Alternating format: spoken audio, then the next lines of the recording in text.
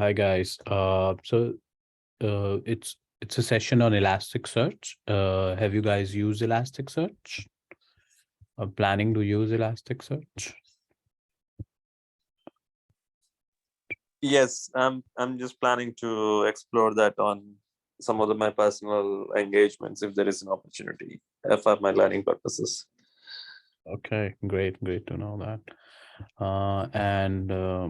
Yeah, so here I have a very well-defined sample problem. Actually, somebody sent me to work on it, and I'll share that here. And yeah, let's see how far we can go.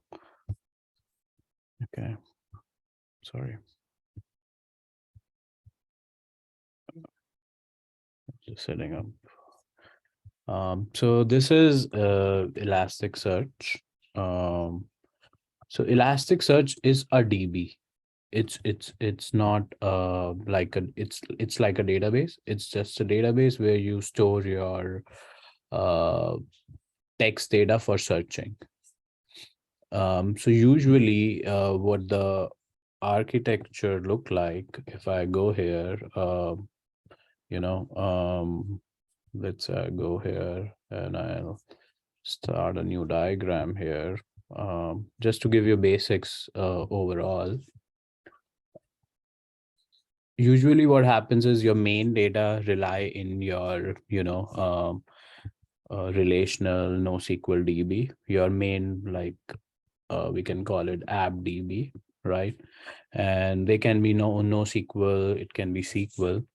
Elasticsearch is a database which you try to keep in sync to provide you, like the fast searching capability. So they're both behind your um, servers, right? Let's call this a server. So this is your web server, and so you are connected to your DB, but you want to keep this updated as well. So usually there can be multiple strategies, like either every request can go here, and after you're done with logging requests here, uh, you can incrementally write to Elasticsearch as well, like from the main app only, like you connected directly from here. So basically every user request making changes in both the DBs, right? And the usual example I can show you for Elasticsearch functionality is, let's say I'm searching for tacos, yeah, right? And you see these filters on the side, and you know how they're matching. Let's say if you pick your favorite restaurant, or not favorite but whatever, right? So you can see this is like autocomplete. Like, we won't be covering that today, but yeah.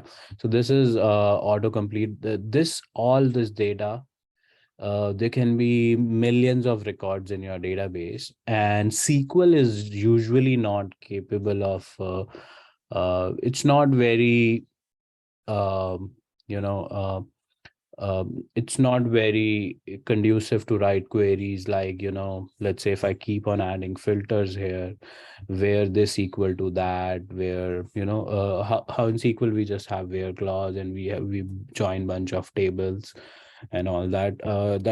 That's very, like, this is not easy to write as well, but uh, uh, that doesn't made for like a searching scenario. Whereas Elasticsearch, you can build a advanced filter like this. You can have your data showing up here. So that's what we'll try today. I don't have a very fancy UI, but we'll have a backend. So if you get my thing, so basically all your search requests are from your user is hitting kind of Elasticsearch. Uh, that's what's happening in these apps. Whenever your search requests, they are basically your search endpoints, they're all going to this Elasticsearch, well, mostly. Yeah. So you have a bunch of data, hopefully millions of records of something, and you're sniffing through that data. So that's where Elasticsearch comes in. What it does is it's a reverse, it's a inverse index. So inverse index elastic, so inverted index, sorry. So this is an inverted index. So it parse every document. So let's start with our elastic basics right now. So what happened if I add a bunch of text for the elastic? So I'll show you the most major things which I know about elastics, and they're very good concepts to know if you're just starting out. Basically forms the base of your knowledge mostly. So let me open up this elastic sample here. Okay, so let's say we have a problem now that we have a sales data, like leads data. So what we have in our database is we have bunch of companies listed out, their names, their website, what industry they work in. So it's an array, and who in this and they're looking for some kind of service to be offered to them. So basically maybe they're looking for cloud solutions or databases, and also keep a score of how much how badly they want the service. So that's lead, like a sales leads data, right? And then we this company who collects this intent data, they also collect some information about who is the employee, who is the contact in that company, like their name, job title. That will also be shown to people whenever they search for, let's say, if I'm an IT consulting service, I'll search for industry or intent IT consulting, and I want all the companies who are interested in that, right? And I'll also want to know whom I can contact in that company, right? So we have basically a relation. We have companies, and we have some contacts from that companies. Also, it could be like users want to exclude some of the data out of the search. They don't want to show everything. So basically, they have blacklisted few companies. They don't want to see their names, so they can build an exclusion list as well, right? So to do this scenario, we're just focusing on 2 3 simple queries. Sorry, uh was it visible earlier? Sorry. So okay.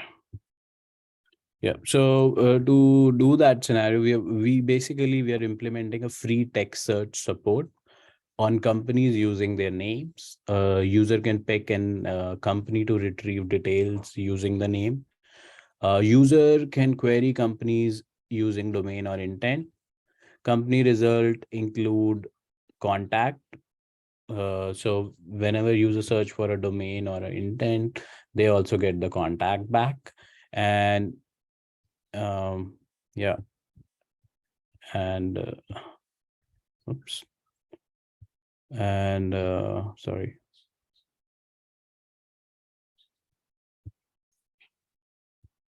Okay. Yeah, I just want to keep an eye that I don't have to admit anybody. Okay, hopefully not. Sorry. Yeah, and yeah. So yeah, so that's the basic problem we are focusing on today. We're providing, and he can upload a list where you can exclude results from the query. Okay, does that make sense? Okay, yeah. Yeah. So yeah. So what I did is, let's say you're starting to play with that problem. What will be the logical first steps? First step is you want some seed data to play around, right? So first of all, you need Elastic. So what I have here is a Docker file. I'll upload everything to GitHub. So let me rename it. Let's say Docker Compose 2, whatever, right? And I'll just get the Docker Elastic working first. So right now, like you don't have to install. How will you build your basically dev environment for this? Um, so you can start with this. It has Kibana. It has Elasticsearch. By default, there is no auth required. And now I can just go on my terminal and I can, if I'm in this folder where this Docker Compose file is, I'll just write Docker Compose up. Okay, so it's like setting up your base environment. Sorry, yeah, I missed a few things from the last file. So yeah,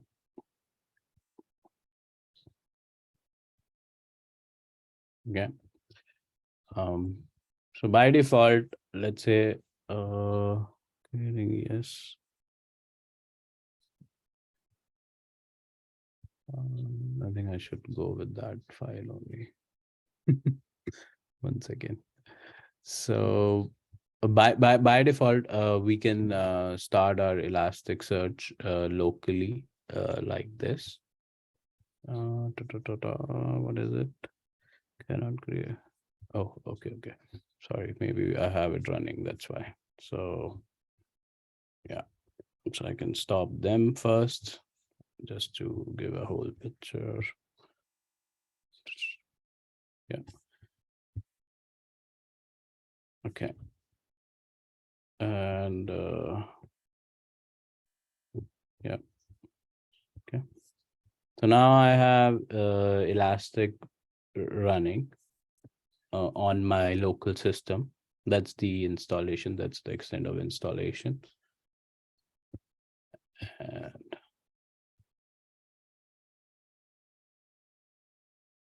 yeah.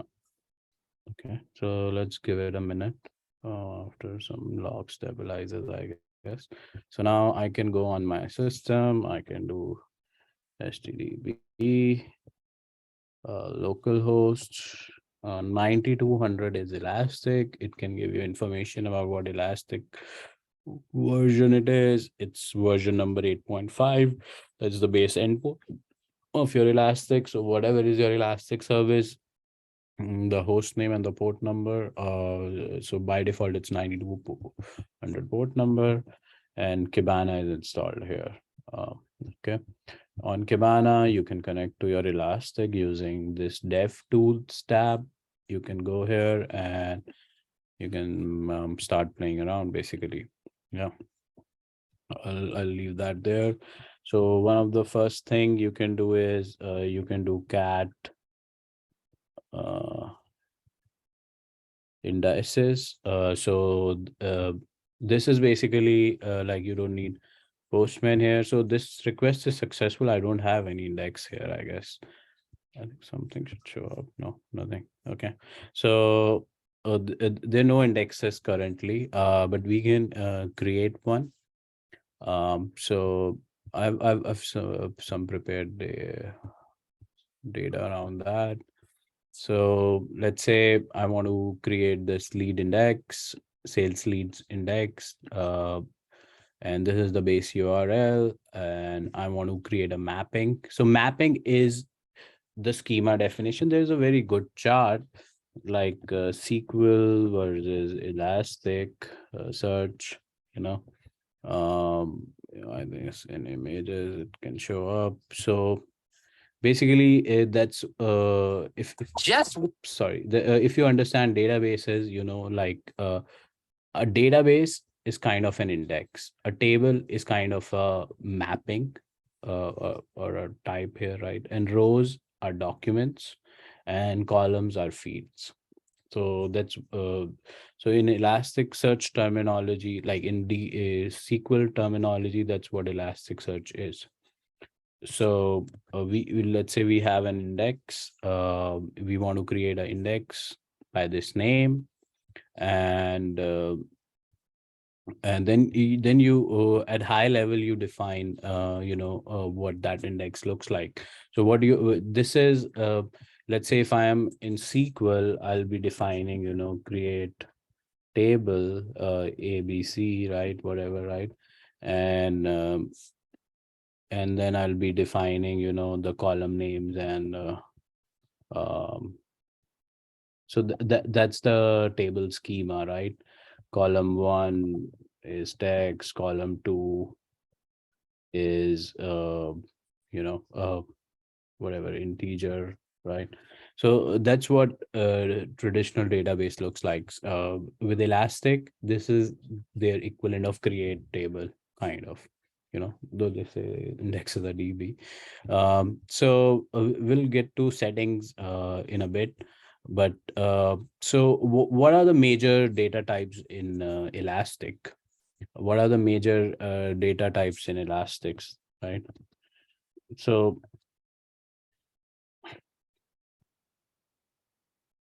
again, so this website is a great resource, right? So what we have is we have binary fields, we have Boolean, and then what we have something called keyword, number, we have dates, and we have alias. Alias is just another name for your index.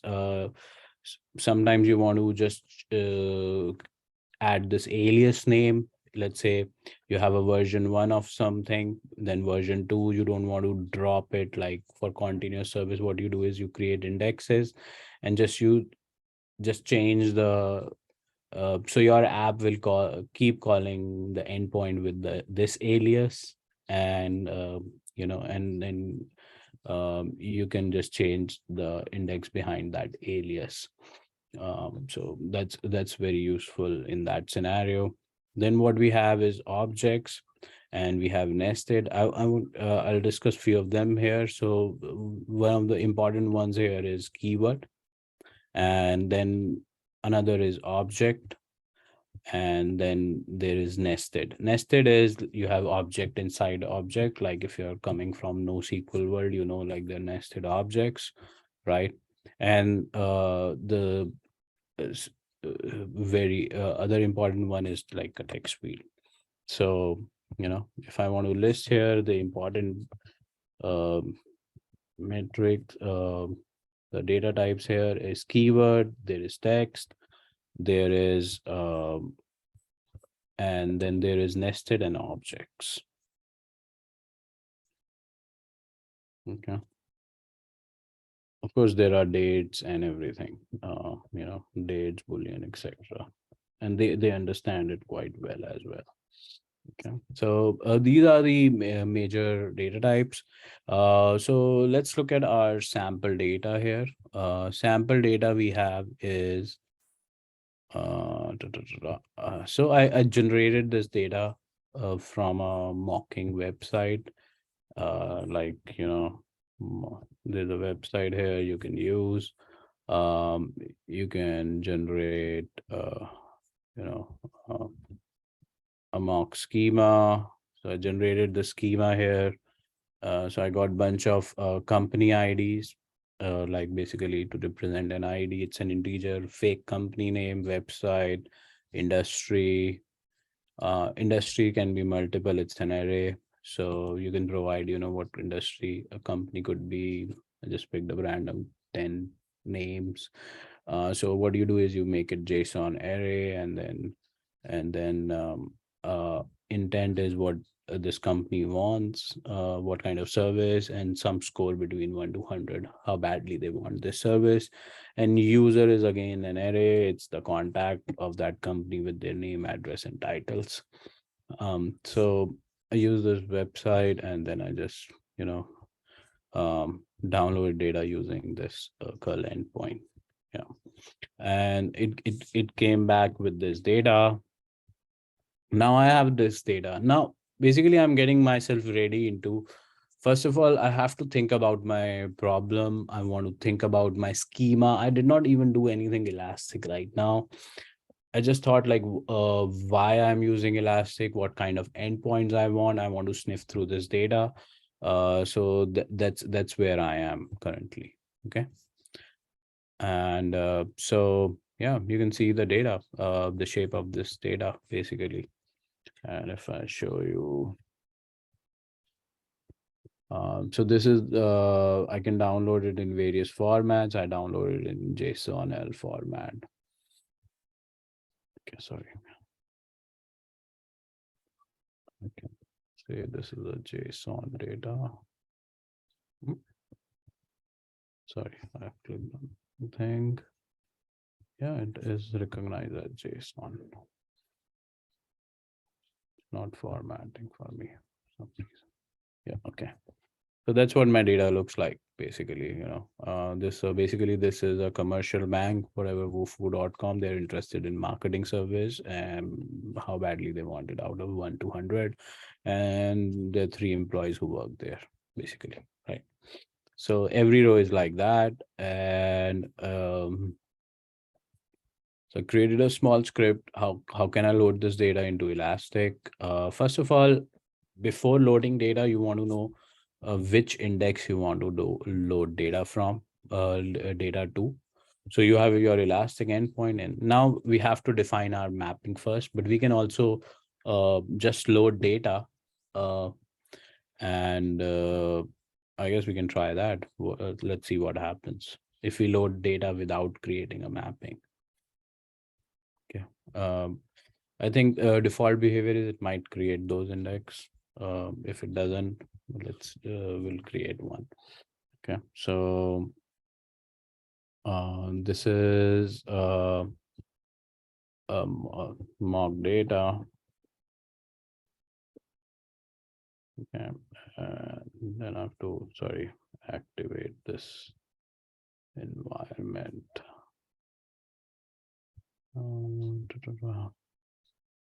Source.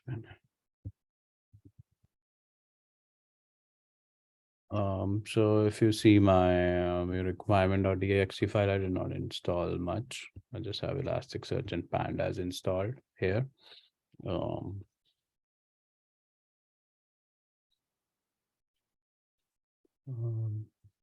Really forget about that. I'll do that.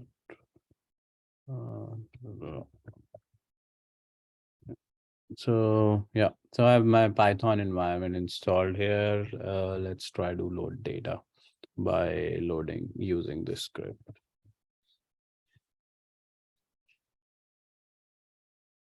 Okay, it requires file name is generation. Oops, sorry, -f. Okay, so yeah, but I guess it created that index. At least seems like it. So what we can do is we can always go on front end if we like, and we can try to add index here. Okay, so yeah, we have one index here. And then basically I did not create anything. I just name it. So that's one of the capabilities Elastic has. You can, load data. Okay, I just wrote, I guess there was only one index, so it showed me what mapping that index is. So it create all the mapping dynamically. If you ever use SQL, NoSQL databases, sometimes they do that, they infer types, and that's what Elastic also do. It can infer types. So let's say if the shape of your data is changing, you don't have to go and change your mapping. You can, if you want to be if you want to do very targeted mapping. Every string here by default is indexed by text and keyword. Every industry and numbers are text, like type inferred as long. And yeah, that's it. So I'll tell you what the difference between text and keyword is. So text is when you have a string of data, let's say multiple names, the fox jumping quickly, right here. So now what Elastic, this is a text, right? What Elastic does is, keyword is where do not analyze them, basically. If I make it a keyword, uh, like this will be treated as one string, which won't be analyzed. You have a different thing called normalizer, which you can apply on your keywords, but this is not analyzed. What Elastic does is, you have to think at this level. It literally has a pipeline analyzer. So analyzer is one of the, so what happened to data like this coming into Elastic? What it does is, we can apply filters. Let's say Porter stem is a kind of a filter. What it does is, it changes word into its stem, the Latin stem or something. Let's say they have the same example here, right?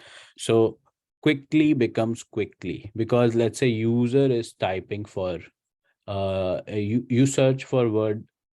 It could be, jumping, it could be jump, it could be jumps. If foxes is reduced to fox, so plural is reduced to it's this. So basically it transform data, and you can apply some of these filters which are very useful. So let's say now user can search for foxes. Even your queries are going through this analyzer.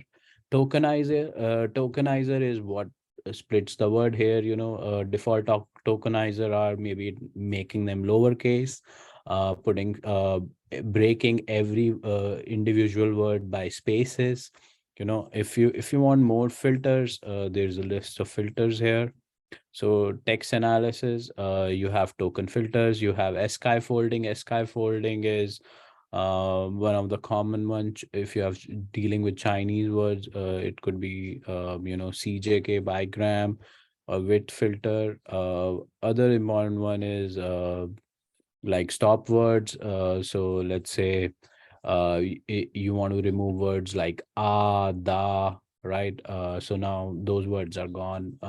So filters are, first we apply tokenizer, and then we apply filter. That's what analyze does. And it get applied on text fields, basically. So that's one of the main concepts of Elastic. And what it does is, it breaks them down and store uh, in a reverse map. So that's where inverse indexing comes in. What it does is, it's now it will literally build a dictionary. So let's say I'll go to, um, what's the, what should this, new, okay, so new Google Sheet. Okay, so what it does is, let's say in index one, it basically, there's a concept called doc values. So doc values are the inverted index, and the fox jump, and now what it's doing is, it's saying this word appears one time, this appears one time. Then let's say if somebody loads this document again, which has like monkeys jumping on the bed, then monkey will be one. So basically, literally, it's counting word frequencies, and that's what doc values are. That's how it searches, and then it put them back into, like map it back to the IDs where this document, where this text is found. I think it builds it per field. Okay, yeah. So that's one of the important concepts of Elastic. How it analyzes text fields, the number of analyzers available for you, and you can build a custom one as well. So basically, uh, character filters are, let's say you want to remove certain characters. So basically, how it's showing you is, you have tokenizer, you have token filters. Token filters are basically you're filtering out of your whole text, and character filters are, let's say you're removing quotes or something like that from your text. Or you can map let's say every dot with 0 and every count with this, right? So yeah. So these are some of the important concepts. I think there's enough level of detail here. So you saw that we just loaded data and it did not stop us. We targeted index, it created that index, it inferred types. But our use case is, if we go back to our problem, our use case is, uh, sorry, I want to go back to the console here. So our use case is we want to do free text search on company name. So yeah, if you want to do free text search on company name, maybe we would like to keep it as a text. Keywords are usually, these words are not analyzed. This will be treated as one big string and stored as it is. So there's another document it builds like doc values, index, keyword, something, and in that it stores keywords. And keywords are usually the things which you want to group by. Usually you want to sub-aggregate on. And let's say we won't be sub-aggregating on company name, right? So I can remove it. I can make the company name just as text, basically, if I like. And now it can also treat as a you can actually start with this mapping and get let's go back, sorry, to our query. Yeah, nothing here. Yeah, get I guess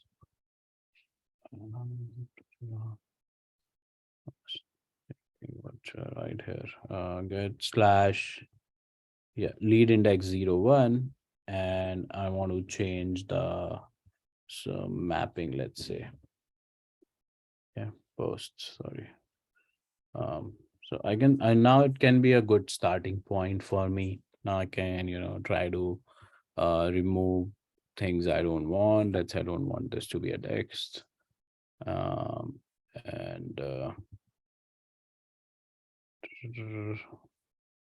okay, and I don't want this to be industry. Can be keyword is better. Let's say we don't want this text. Then this one we can so a keyword you can just do type keyword. Now we don't want to make it nested, basically. Okay. And so industry and beauty is you can put like I think you can put arrays in here. So we'll discuss about that in the query section. So this is about like building your elastic schema. Okay, so intent can be both, and let's not change. So user is interesting. We don't want anything out of user.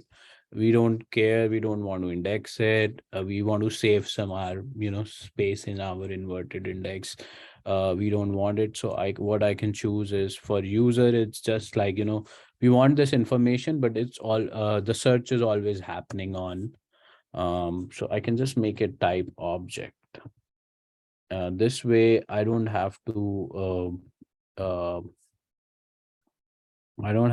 index it, and I can save some indexing. So it's just the additional data which is residing in my database, but I don't want it to be indexed. Okay.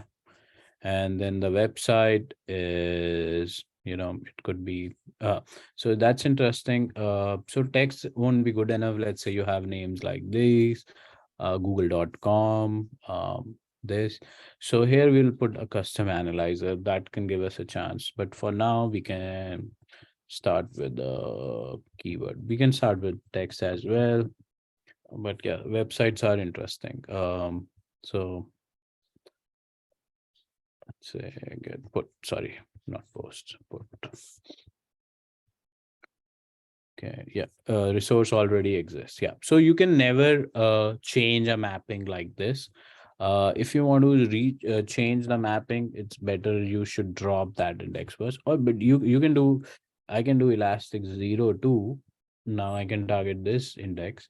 But indexes, mappings are immutable, because let's say we have documents already indexed, like those will get, like that data will not, like you change the mapping, it won't change the row in your database, right?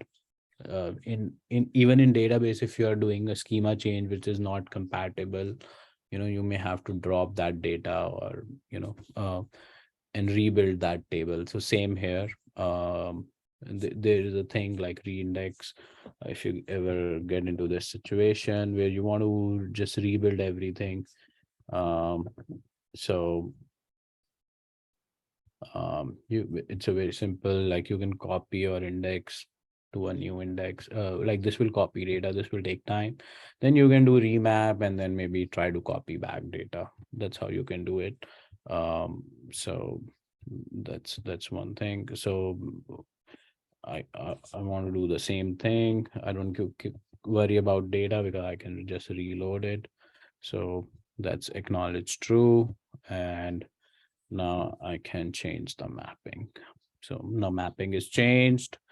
I can rerun my query. It's indexed again.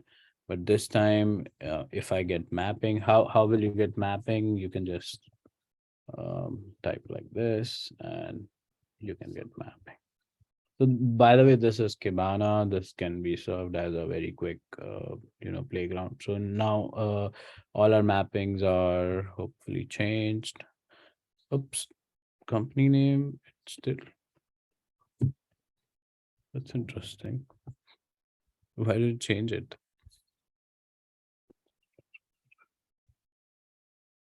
Oh, sorry, I think that's why. Let me delete it back.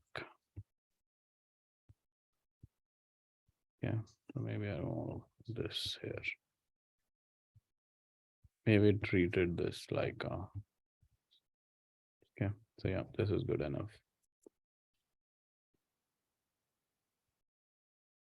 Okay, and let's load data again, and let's fetch our mappings. Okay, oops, I don't know why I'm putting this data, it's changing it into text again.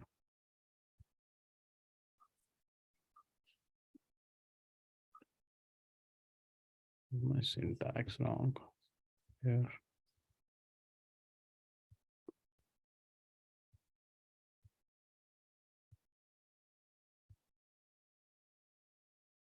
Yeah, it created lead index inside lead index. No, that's the index, and that's the mapping. Let me go back to my console here, to my sheet. So I'll delete this, create a mapping.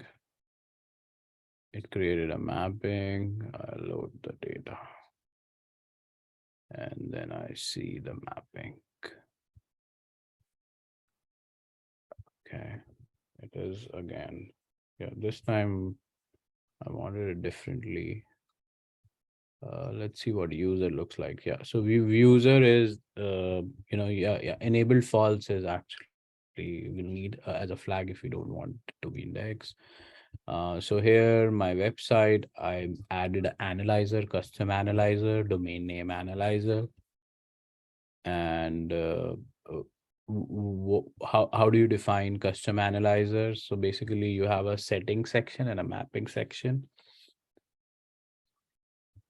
In your settings section here, you can analyze, you can have this analysis property where you can have analyzer, tokenizer, normalizer. Normalizer are for keyword fields, and that's they're very simple to define. These are just given to us by Elastic, a lot of them. So what I'm doing is I'm just removing, let's say French name has those ticks, I'm removing those. I'm making everything lowercase. So I'll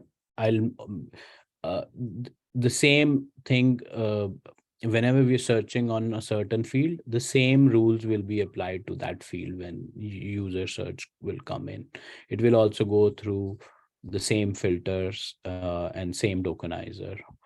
And then for this is an interesting one. That's what I want to show with the Elastic. This is path hierarchy. So what we did is basically, if we have a website called google.com, path hierarchy is, I'll just a reverse true means I create tokens like these. Basically, now I can search on name Google, I can search on name com. It's a keyword, but it can still be normalized into a hierarchy. And yeah, so basically, I have three tokens for every domain name, basically. It's usually, let's say you have a file path or something. Now, if we break it down, basically, you know, uh, the path hierarchy is, I can just show an example on Elastic website. Everything has an example here, and a very simple one to make you understand. So there's a /123. So basically, this is your original text. It got broken down into these. Now, if users search for this, if they know the whole path or they know the half path, but it will never search for /2. It will always honor the main hierarchy. It will still find among your path, but on the valid path, right? So that's what path hierarchy looks like. So if we search for a /2, it won't search this on a keyword type, but it will search it for /1, /12. So basically, you can fetch children's like this. And that's what this. So you can see this is like tokenizer reference. You can click around, it gives you example on every one of them. Yeah. So it's tricky. It's takes time to learn all this stuff. But yeah, if you have a problem to work on, you can always get better at it by playing around. And yeah, you can actually copy this example. Let's say this is our tokenizer, right? And this is the text and post analyze, right? So I can copy it in my Kibana, and I can copy my tokenizer wherever I have written here. So I can develop them here in isolation, basically, because you're going one field at a time, right? And let's say my domain name is google.com or something, right? Let's see what happens with that. Okay, sorry.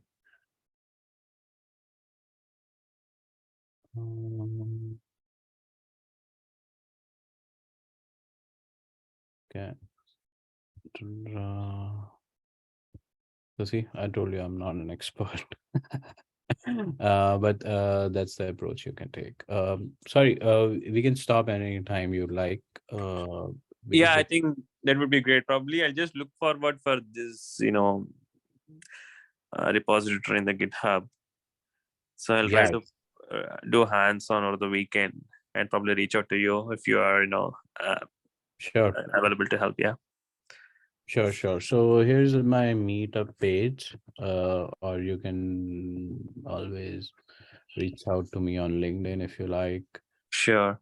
So this is our group, right? I'll be posting the recording here Okay. in this event.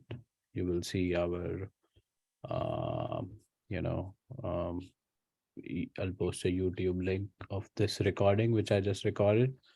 And you can always go to the Richmond Hill, the software page, and we have our YouTube playlist here. So these are the last 3 sessions. Yeah. Okay. So yeah. Uh, yeah, happy you're here. So of course, it's a big topic, and yeah, so that's how we can do it. So basically, I'll just give you the brief, like just a 2-minute overview of this. So what we have is our seed data here. What we have, we can load the data. We can start with this sheet. Actually, what we should do is we should delete indexes if exists. We should create mapping. We should then load data, and then um, so I'll just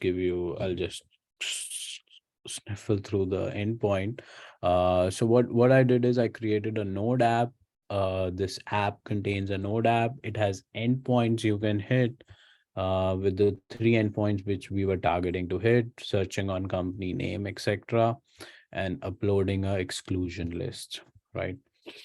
So this is these are the endpoints here. I'm searching by company name. Here I'm searching, I don't know what's the difference. So search leads by company, search leads by domain or intent. Yeah, so company name is, I would just want the specific company, so the query is quite simple. I just say give me this exact keyword.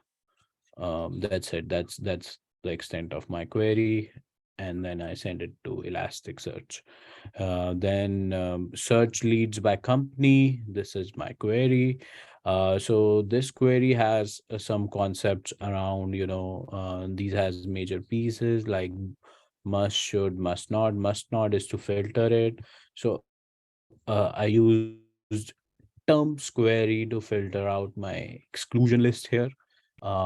And should query is basically it helps with ranking as well. Not here, it's inside. So yeah, should is if it matches, it's good. But it's not a filtering criteria. And usually it always goes with yeah. If you want to filter on it, then you have to add something like should minimum match or something. Match one or two. So should is like or, must is like and must contains my two kind of queries. It has match and term query. um so what I'm saying is, if my query, because I'm searching on company name full text search, I always look that, should basically increase my ranking as well. So when I say if it's an exact match, of course, show that result as most relevant. Match phrases, let's say you have a company with two names, lead, space generation, or whatever, like, and there is a company called like sales leads, but you search on lead now, and the user search on lead generation or something, right? So hopefully this document should, because match phrases, whatever words are coming together. So that's match phrase. So whoever matches phrase, if you have multiple word query, should rank higher. So that's where you can use should to make something rank higher, even though those two words will match many, like if you have a big paragraph, it will match many things. Right. And yeah, so that's it. And then search leads by domain and company, it's similar. Now I'm searching on intent. Intent has, I'm searching on basically, what their intent is, but I want to also score by kind of yeah, I do not do the scoring here. Like if your intent is stronger, it should come up first. That's something, if you're interested, you can try out how to write that query. And yeah, that's it. Yeah, so I just created this client here. Clients can upload their exclusion list against this endpoint, localhost 3000/upload. There is a postman here. So all you have to do when you use this repo is, let me delete this. All you have to do is just do Docker compose up. There's instructions here. Okay. Just do Docker compose up. That's it. And then import these Postman collection, and you can hit all the endpoints. Yeah, import the Postman collection into Postman, and you can try all the endpoints. It will seed data. It will do everything. So this Docker compose file is, so I'm building my app container here. I'm building my seed data here. So that's it. Yeah. Okay. Yeah. So that was a brief overview. Thank you. Thank you No for worries. Thank you so much. over time. Yeah. Bye-bye. Bye bye. Thank you. Bye.